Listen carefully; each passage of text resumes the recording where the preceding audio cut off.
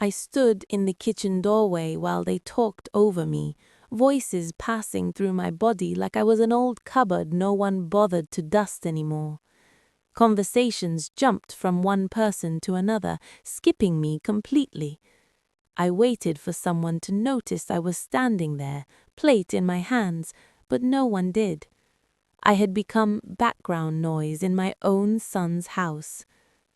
My grandson laughed loudly when his wife corrected my pronunciation in front of the guests. "No, no, Daddy, not like that," she said, smiling wide, enjoying the attention. He laughed again, louder this time, like my mistake was entertainment. My face burned, but I swallowed it. I always swallowed it. Every day followed the same routine. Not requests, orders. Watch the children, cook the meals, clean the mess. "You're free anyway," she would say, like my time had no value because my hair had turned white. I moved when they told me to move. I worked when they told me to work. Then it happened. I was serving soup, my hands already aching, when she snatched the plate from me. "You're too slow now," she said, her bangles clinking softly as if even they agreed with her. The sudden movement startled me. The soup spilled hot against my skin, splashing onto the floor. Laughter erupted around the table. Someone clapped. Someone made a joke. My hands shook as I stared at the mess I had made, my heart pounding louder than the ceiling fan. She tilted her head and said, her voice sharp and sweet at the same time, "At your age, you should be grateful to be useful." Phones came out, screens lit up, someone recorded it. My humiliation wasn't just happening anymore, it was being saved, shared, stored for later laughs. The room smelled of spices and disrespect, and my chest burned hotter than the stove behind me. "I'm sorry," I said, even though I had done nothing wrong. The word fell out of my mouth the way it always did, trained, automatic. No one responded. Silence swallowed me as I bent down and cleaned my own shame from the floor while they kept eating. That was the day something hardened behind my ribs. I realized they believed I was finished, harmless, invisible. I straightened up slowly and smiled softly, the kind of smile women my age learn to master, the kind you wear when you're planning how to survive. Years earlier, I had arrived in this house with one suitcase and my life savings. I remembered that clearly. The walls were new then, so was the respect. My son had held my hands after his father died and promised, "You'll be safe with me." I believed him. I sold my small home, every memory packed into cardboard boxes so he could buy this one. I told myself that was what mothers did. I remembered the nights I rocked him through fevers when he was small, sitting awake until morning, my sleep a small price to pay for his comfort.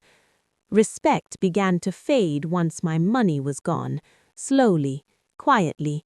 My opinions became old thinking. My advice became interference.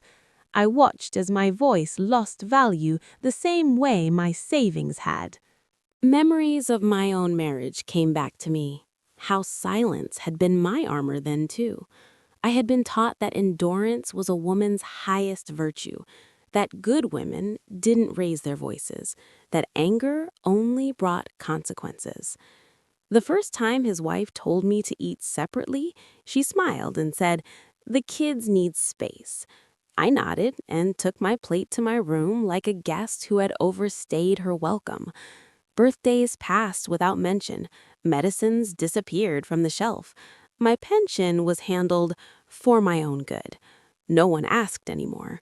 The rule was clear. I was allowed to exist, not to matter. Each small wound layered over the last, turning into something heavy and dark inside me. Disrespect became routine, scheduled, predictable. My grandson mocked my accent in front of neighbors, mimicking my words while they laughed politely.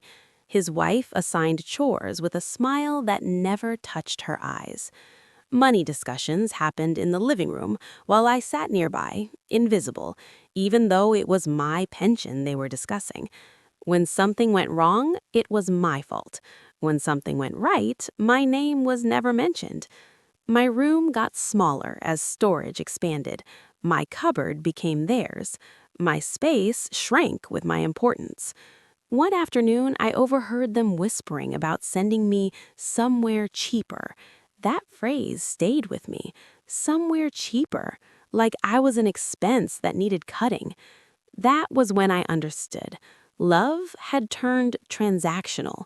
My health declined as their demands increased. They placed legal papers in front of me, assuming I didn't understand them. Just sign, they said. Trust was used against me. I signed because I had been trained to. That was when my observation phase began. Quietly. I listened more than I spoke. Every insult was logged, every slight memorized. They mistook my silence for surrender. Then, one afternoon, my phone rang. An old colleague's daughter, now a lawyer, calling just to check in. Her voice was warm, casual. She asked about my living arrangements, and something inside me cracked open.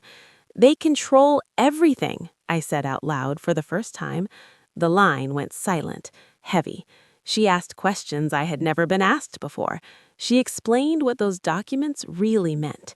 That was when I realized my signature had transferred power I never meant to give away. Rage rose inside me, not wild, not loud, but sharp and focused. I understood then that I still had leverage.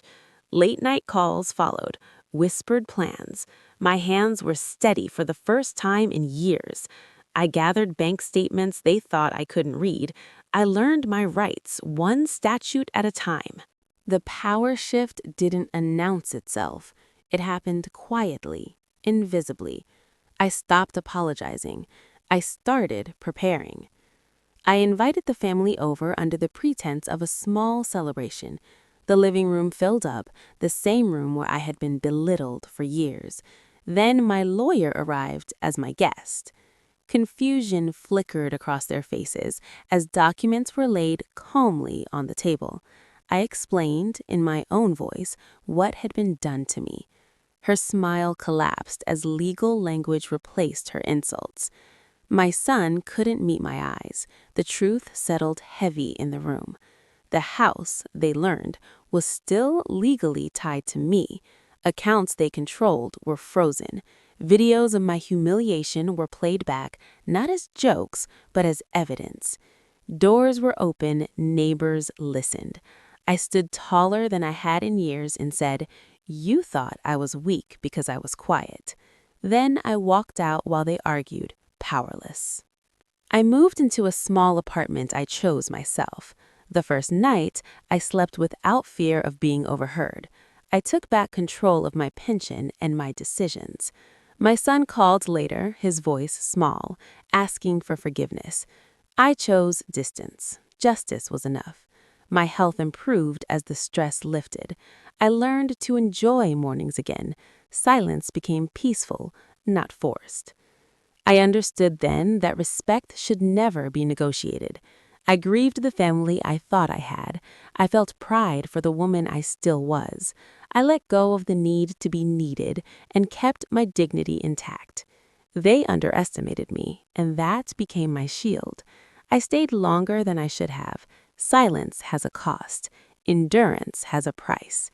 Age does not erase rights. If you feel invisible in your own home, hear this. Patience is not permission. Fear is real, but preparation is stronger. Revenge didn't give me joy. Justice gave me peace. Disrespect grows where silence is enforced. Learn, document, protect yourself. If you've lived quietly for too long, you are not alone. Like this story if you believe dignity has no expiration date. Share it with someone who needs strength. Subscribe, not for drama, but for stories that remind us we matter.